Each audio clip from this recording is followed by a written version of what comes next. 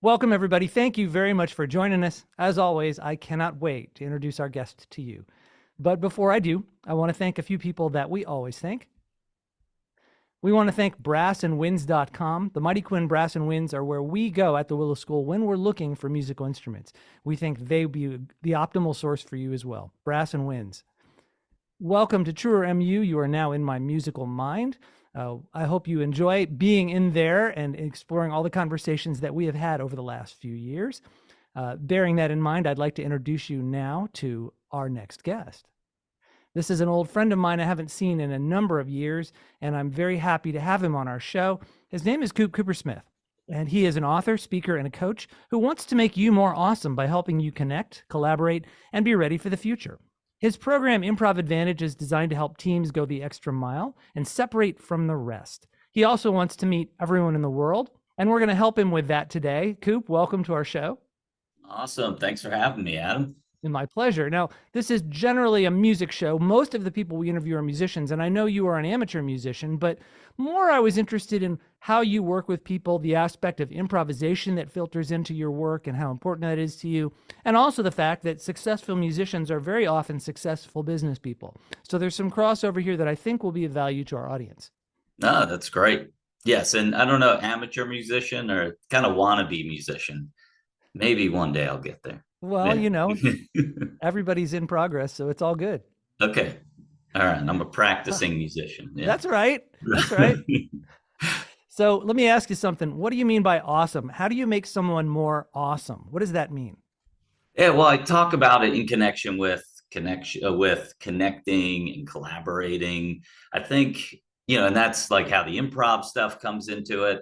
I really feel like the way we get things done today are with other people. All right. I mean, there's not a lot of things we do today that we kind of sit in an office and do by ourselves, right? No matter what business you're in, especially you talk to musicians, you're in a band, right?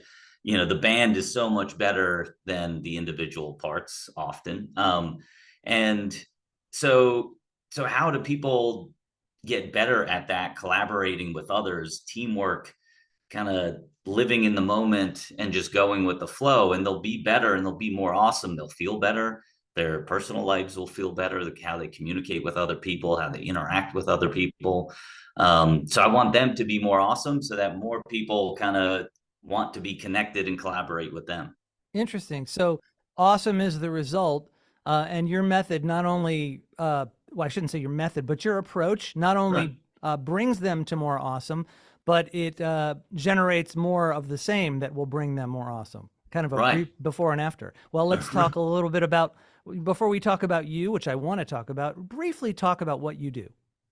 So I have two lives at the moment, and COVID kind of changed some of that. So one life is I'm a keynote speaker, a public speaker, and I use improv as the base of my keynote talks to work with audiences on how to not be improv comedians, but use improv skills to be a better collaborator, communicator. And we could talk more about this, but how improvisers interact and work together, there's nothing like it. And if people use those same skills in one-on-one communication like we're having today, or in a group, they'll be better for it. The group will be better for it. The results that end up happening with communication and whatever they're working on will be better. So that's one aspect. The other, and that was what I was doing. Like pre-COVID, I was on this trajectory to be doing this, full time. Then COVID hit, and kind of, that whole industry of conferences and, audiences sitting together kind of went away.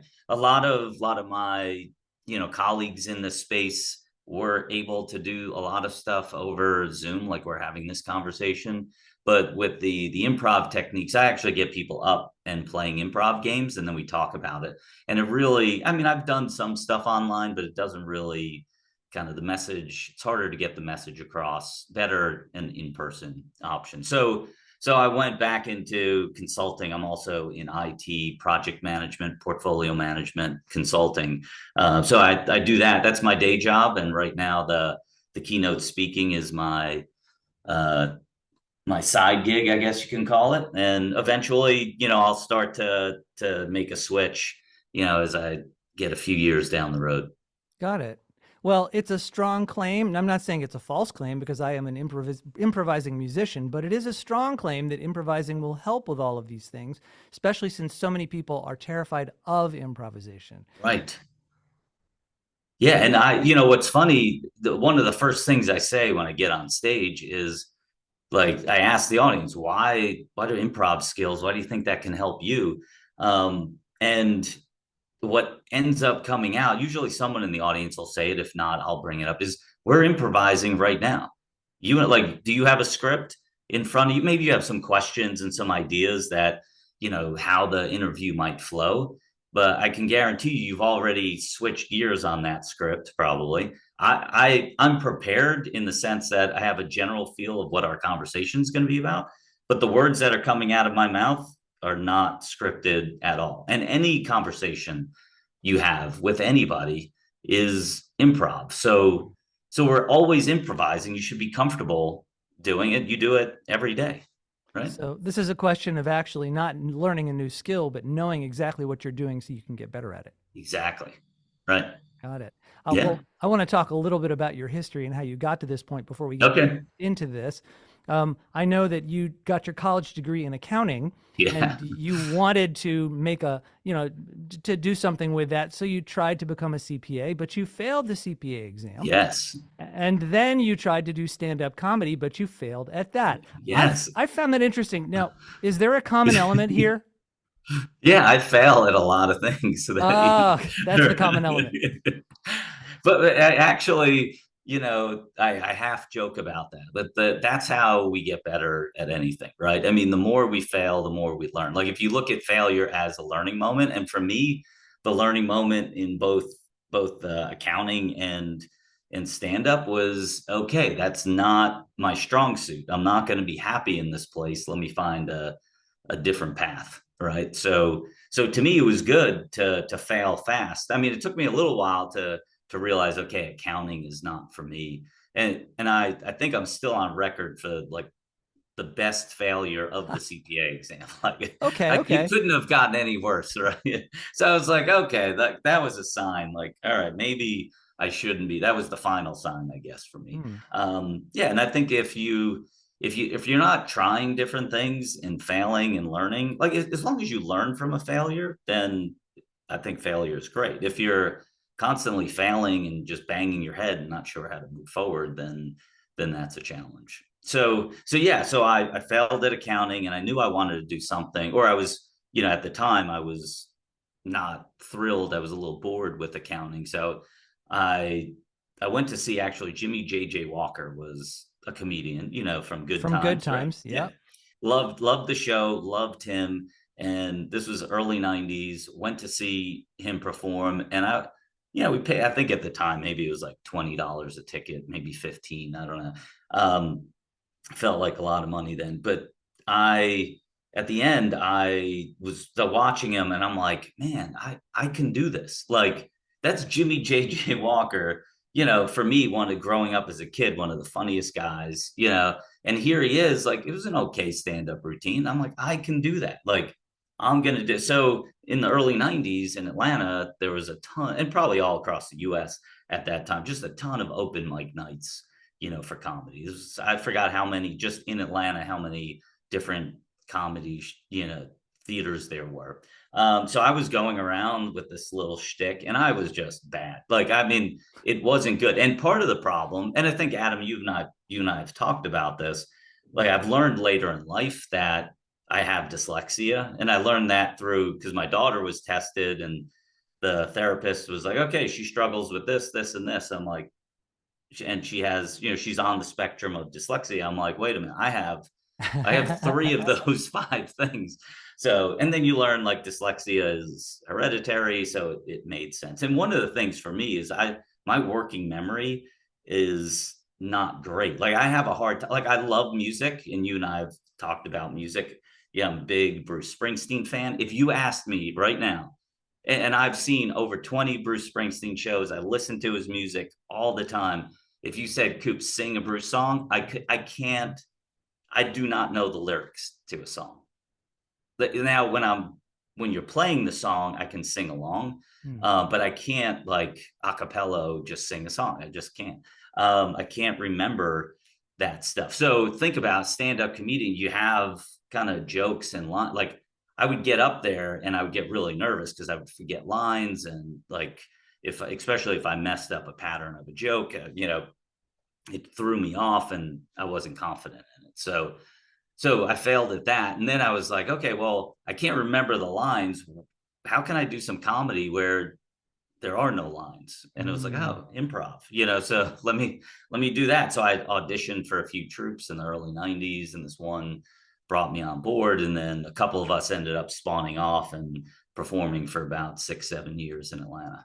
So we performed for a while, and I ended up making us, it was kind of like either go into this full time and really go for it or stick to the other career that I had. So I was an accountant, but then I switched over into IT work, so IT project management. And I was really excited about that. Like from a work standpoint and the thing that was bringing in most of my money, I really enjoyed that. And I Will you still do. will you talk briefly about what business analysis is and what IT managers do? What about project managers? What is that job?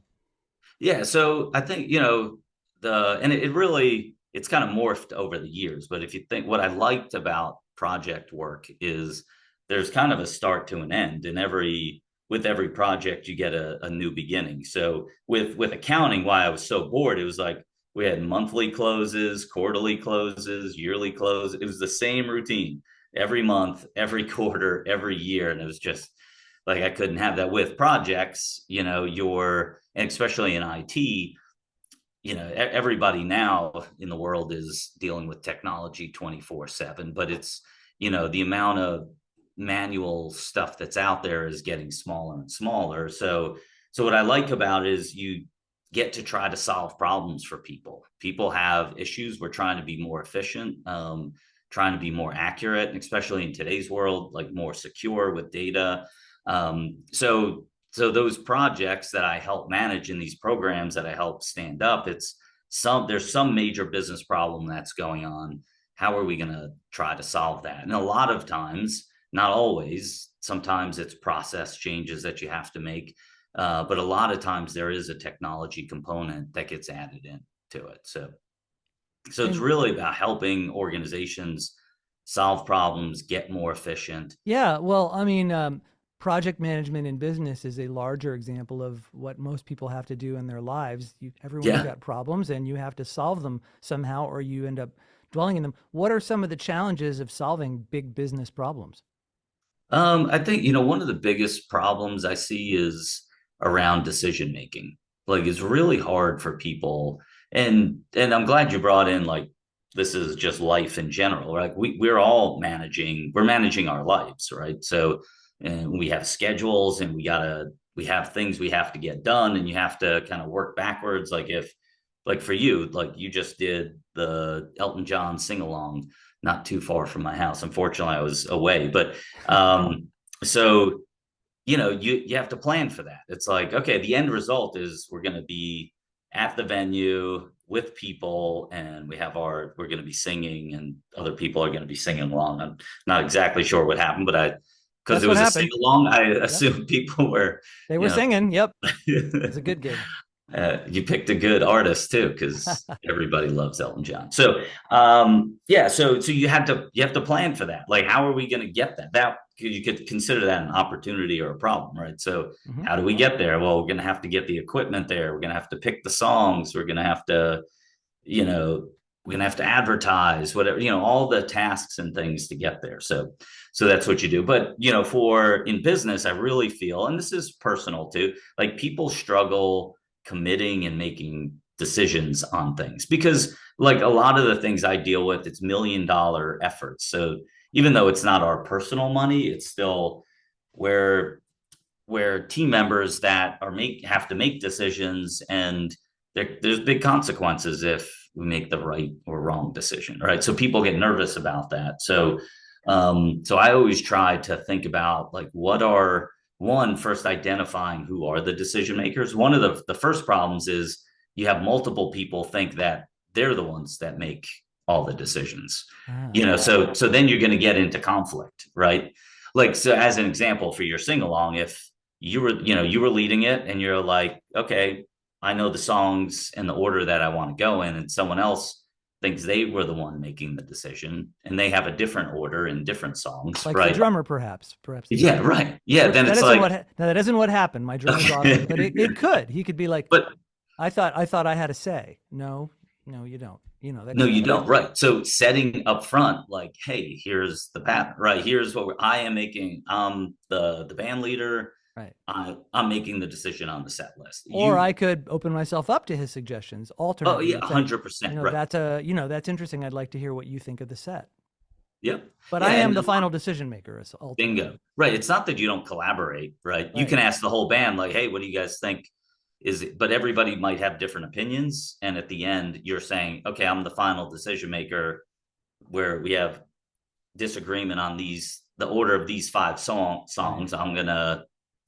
I'm picking the order, right? Right. And everybody's bought into that. So it's first setting up that like what decisions have to be made, who are the decision makers, and then making sure what do those people need to feel comfortable making those decisions. So in your example with the simple example with the set list, what you needed was I wanted my band members to give me their feedback on what they think the set list should be. Mm-hmm. And then you would feel more comfortable picking because you got buy-in, overall buy-in from the band members. You might not do it if it was like, if nobody knew that you wanted feedback from people, you might be sitting there nervous. Oh, what's the drummer going to think? What's the guitar player going to think? And you would struggle making that decision. Well, I So mean, I can actually tell you what happened. In this case, for the audience that doesn't know, we had a 12-song sing-along, and I chose the order of the songs, and I chose the songs, and I sent the list out to the musicians well ahead of time so that they would know what they were. I gave them all the information. I basically did 95% of the work so that they could focus on their tasks. right. We could have done it more collaboratively, but I felt in this case they were hired to do a job. They weren't really invested in having decisions. They just wanted to do the best job they could. So I enabled them. Yeah. And that's a perfect way to go about it, right? There's no right or wrong way Absolutely. to We do it. could have done it more collaboratively. We absolutely could have just sat down and talked about the best songs. But I had a vision in this case and I wanted to make it happen. Yeah. Yeah. That's great. Yeah. Yeah. So it's kind of being, in the business world, and for large decisions, like, there's some decisions, and Jeff Bezos, was the CEO of Amazon, always talked about there's revolving door decisions. Like you can make a decision. If you mess up, you just go back out and make another decision. It's no big deal. But there's bigger rock decisions that, if you don't take the time and think about, like, this strategic decision we're about to make, this is a long-term investment, So let's take like Jeff Bezos. I'm sure they took a lot of time to think about, they're in the cloud business, right? So yes, they sell stuff online, but they also sell their whole infrastructure. How they do stuff, they sell too. Like getting into that business is a big decision. Like, do we want to do this? How much is it going to cost? How are we going to go about it? Like, there are probably a lot of people involved. Where a little update to Amazon.com, who cares? Like, make a decision, get it out there. If it doesn't work, we'll remove it or we'll pick something else. So the small decisions are real easy and you should be making them fast, but take more time on the larger decisions that you really have to take time and invest. Like, so that Amazon getting into the cloud business, you can't just say, hey, everybody, we're getting into the cloud business and try to sell it and then be like, oh, you know what? We're actually not going to do this anymore. Sorry. Then you put a lot of people out and it could kill your reputation, right? Or bankrupt you. Or yeah. Yep. Yeah. So I think Well, that decision making is really a challenge because there's so many smart people out there. Like the people that I get to work with are super smart. So it's not that they don't have the knowledge. It's the comfortability and ability to make decisions. well, now how is improv helping them? Good question. So I think a lot of times I use improv to try to help. So one of the things that I teach in improv and what improv artists have to have is like impeccable listening skills. Most times people listen for like a break to respond in what they were thinking, right? But when in improv, you don't know what's coming at you, and if you're on stage, if you're really not, if you all you're doing is thinking about how to respond or what you want, like a moment to respond, and you have your ideas in your head, then whatever that person says, you're not going to be reacting exactly to that, and it's going to come off real awkward, you know, on stage. So, as an example, you said, tell me about IT project management. And if I was thinking, I want to talk about this improv skill, and I just start spewing about some improv skill, how is that going to sound to the people listening to this, or even to you, right? It's going to be like, were you even paying attention to me, right? That's very Because interesting, Coop. Now tell me more about your mother. yeah, right, exactly. Right. There, Yeah, we've like if seen you we've had a seen question down there, right? Yeah. we've seen interviews like that where the questions don't seem to relate to whatever came before them. Right, exactly. So that improv artists have to be really good at like so how to focus. So for me, like the one thing I try to do, especially when I think people are struggling with something or having a hard time, is try to really focus on them and listen to what they're talking about and be able to react to that. So as an example, there was a coworker of mine that we had to make a decision on. I forgot exactly what happened, but we had to make a decision on this one topic. But he kept going on and on, like, no, we have to focus on these three things. We have to focus on these three things. And I kept trying to bring him back to, well, we're trying to talk about this thing over here. But he was never going to get comfortable talking about that until we addressed what he was having some anxiety about. Right. So my listening skills in there, I was like, took me a minute. Like, I'm not perfect, right? But it took me a minute to realize, like, oh, what's going on with him? Like, if I really listen to him, I'm never going to get him to talk about this other thing up here until I address what he's, having a little anxiety about. So let me address that. And then once we did that, then he's like, oh, perfect. All right, we got a plan for that. Now let's talk about this other thing. So that's like when I talk about using improv skills. So I'm not trying to be funny. Like I wasn't joking with him. I wasn't making it funny, but it was those listening skills that improv artists have to stay in the moment and really react to the other actors. You could use in every conversation, and it's the same. Like I'm doing that with you. Like I am. Like I have a lot of stuff. Like we all do. We all have a lot of stuff going on in our lives. But I'm doing this interview with you. I'm giving you my attention, and I'm not thinking about anything else that I have to do or what I did before the interview, what I'm having to do after. Try to stay in the moment. And that's another thing I really try to help people with because, especially in the business world, we like everybody I talk to, I'll ask a question like, who's in back to back to back meetings every day? And like we just, for whatever reason, and there's people trying to fight this culture, but it's really pervasive. They're just people get put in meetings all day long. And when you're in a back to back meeting, it's really hard to stay focused in that meeting the whole time. One because it's might be an hour long, which is probably too long for anybody to stay focused. The other thing is if a meeting ends at 1 o'clock, I got another one starting at 1 o'clock. So how am I going to truly stay focused in that meeting when I'm now thinking like 15 minutes before that meeting ends, I'm thinking about the next one. What do I have to prepare for?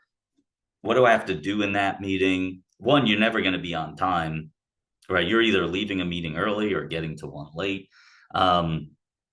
So it's really like I try to help people like when you're setting up meetings, use like the high school method. Like you don't go from class to class. There's always a 5-7 minute break. I don't know how long the breaks are, but there's always breaks in between. And that gives you a chance, one, to prepare for the next one and then go into the other one and try to stay focused on that meeting and not think about other things. And I do believe that's why we have so many meetings is because we're in a meeting focusing on something else. So we have to have another meeting to talk about the thing that we weren't focusing on. Yeah. So it just like perpetuates, right? Keeps getting worse and worse.